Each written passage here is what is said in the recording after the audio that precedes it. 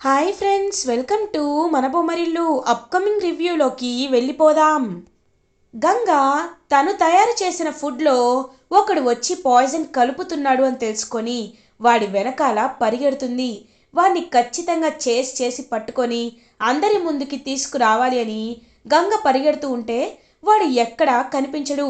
ఇదేంటి, వీడు ఎక్కడికి వెళ్ళిపోయాడు?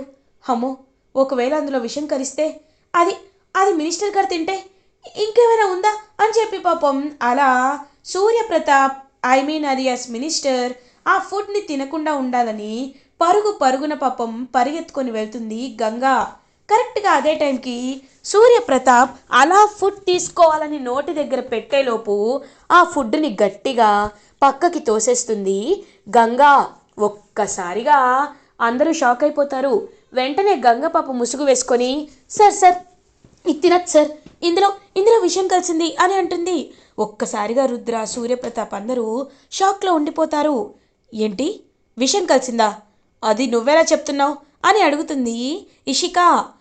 అది కాదమ్మా, నేను ఒకడిందులో విషయం కలపడం చూశానమ్మా అని అంటుంది. ఏంటి చూసావా? అయినా ఈ వంటలు తయారు చేసింది ఎవరు అని అంటారు. నేనే అని అంటుంది పాపం నిషిక. నువ్వు తయారు చేసినప్పుడు, నువ్వు విషం కలపనప్పుడు వేరే వాళ్ళు విషం కలిపారా? కావాలనే కావాలనే మినిస్టర్ గారిని హతమార్చడానికి ఇలా చేస్తున్నావా అని అడుగుతారు. ఒక్కసారిగా షాక్ అయిపోతుందన్నమాట. ఇదేంటి ఇలా మాట్లాడుతున్నారు? లేదు, ఇది కాదు సార్, నన్ను నమ్మండి సార్, నేను అందులో విషయం కలపలేదు. అలా అని నా దగ్గర ఇప్పుడు ఎలాంటి సాక్ష్యం కూడా లేదు. నేను ఏం చేయాలో ఏం చేయకూడదో కూడా నాకు అర్థం కావట్లేదు.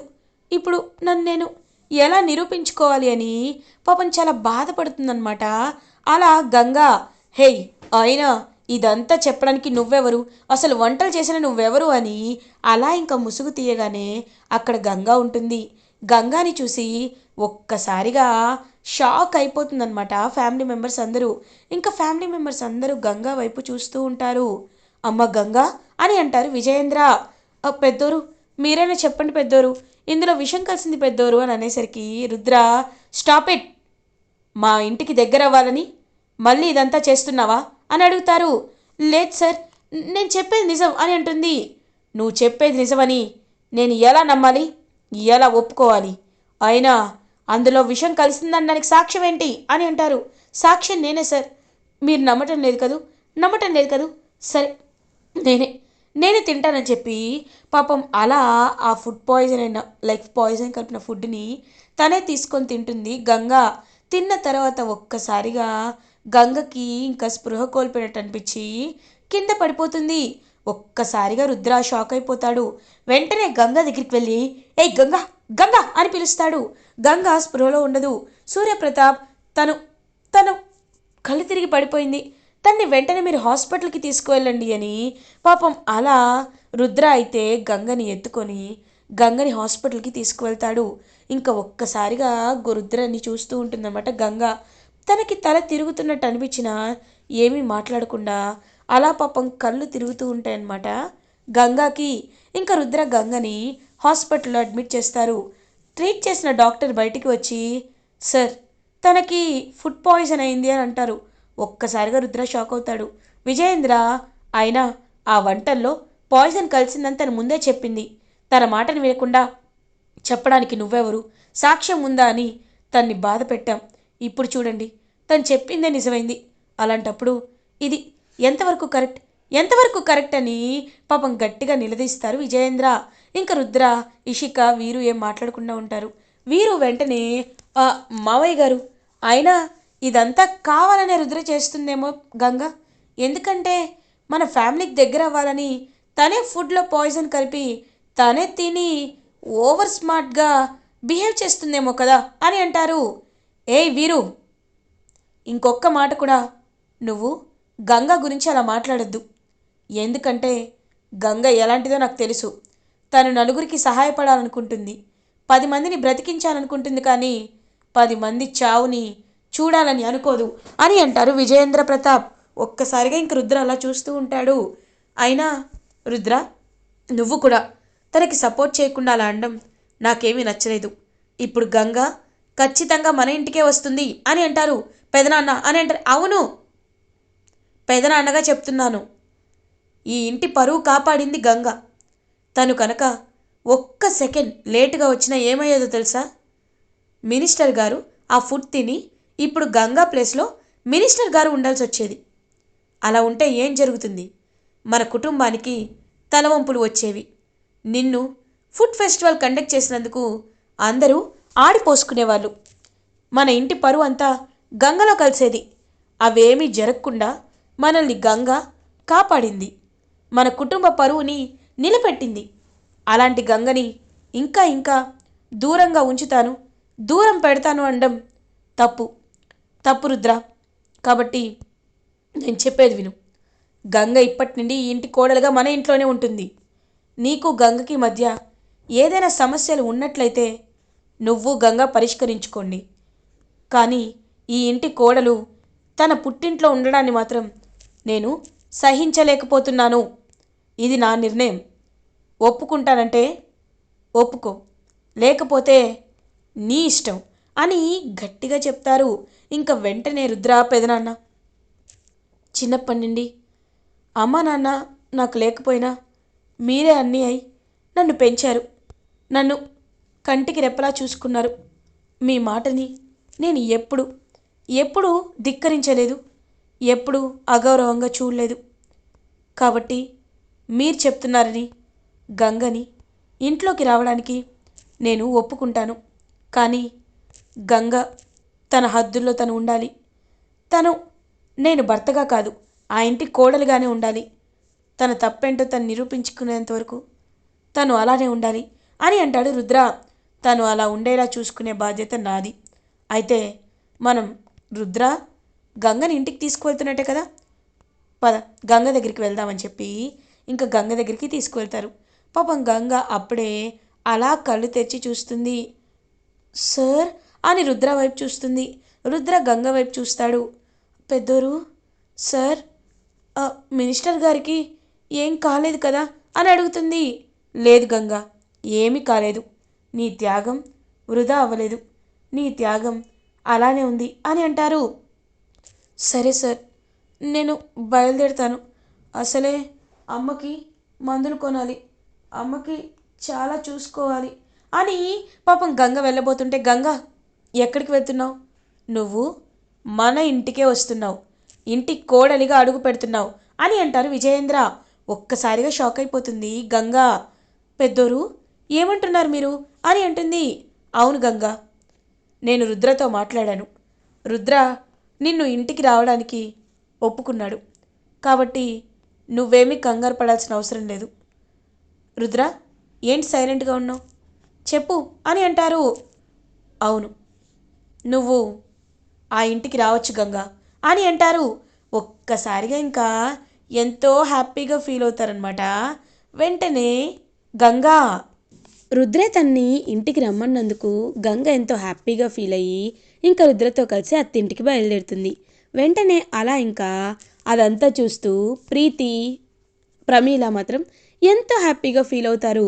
వదిన వచ్చేస్తుంది అని చెప్పేసరికి శకుంతల చాలా అంటే చాలా ఇరిటేటింగ్గా ఫీల్ అవుతుంది. అలా వాళ్ళ వైపు చూస్తూ ఉంటే, ఆగండి ఆగండి, చాలా రోజుల తర్వాత ఇద్దరు కలిసి వస్తున్నారు కాబట్టి ఇప్పుడు హారతి ఇవ్వాలి కదా అని చెప్పి ఇద్దరికి హారతిస్తుంది ప్రీతి. ఇంకలా గంగారుద్ర ఒకరినొకరు చూసుకుంటారు. కుడికాలు లోపల పెట్టి లోపలికి రా గంగా అని అంటారు. ఇంక వెంటనే రుద్ర గంగ ఇద్దరు ఒకేసారి కుడికాలు అడుగు పెట్టి లోపలికి వస్తారు. ఇంకా రుద్ర లోపలికి వెళ్ళిపోతాడు.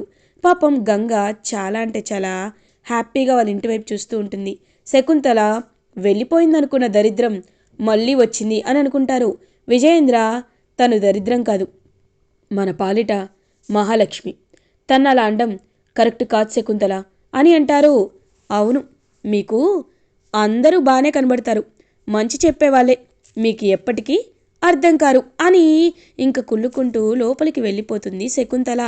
పాపం అలా గంగ రుద్ర దగ్గరికి వచ్చి, సార్ మీరు నన్ను లోపలికి రానిచ్చినందుకు నేను మాత్రం ఏమీ అనుకోను సార్, కానీ ఒకటి ఖచ్చితంగా మన వెనక ఉన్నదెవరు, ఇదంతా ఎవరు చేస్తున్నారు, మన మధ్య అపార్థాలు సృష్టించాలనుకుంది ఎవరు అనే విషయాల్ని నేను ఖచ్చితంగా తెలుసుకుంటాను సార్ అని అంటుంది.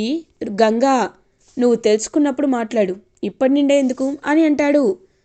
అలా అనకండి, ఖచ్చితంగా నేను అనుకున్నది జరుగుతుంది అని పాపం అలా హ్యాపీగా ఫీల్ అయ్యి చూస్తూ ఉంటుందన్నమాట. గంగా, సరే సరే అదంతా పక్కన పెట్టు. ఇంకొక 1 వీక్లో బాక్సింగ్ ఛాంపియన్షిప్కి నువ్వు ప్రాక్టీస్ చేయాలి, మర్చిపోయావా? ఇది డిస్టిక్ లెవెల్. నువ్వు ఇప్పుడు చెన్నై వాళ్ళతో పోటీ పడాలి. వాళ్ళలో కా కంటెస్టెంట్ చాలా స్ట్రాంగ్గా ఉన్నాడు, కాబట్టి నువ్వు కూడా వాళ్ళతో తల పడేలా ఫైట్ చేయాలి. నీకు చాలా ఎక్సర్సైజ్ కావాలి, అవన్నీ నువ్వు చేయాలి, అర్థమైందా అని అంటారు. సార్, మీరు చెప్పిన ప్రతిదీ నేను తప్పకుండా చేస్తాను సార్ అని అంటుంది.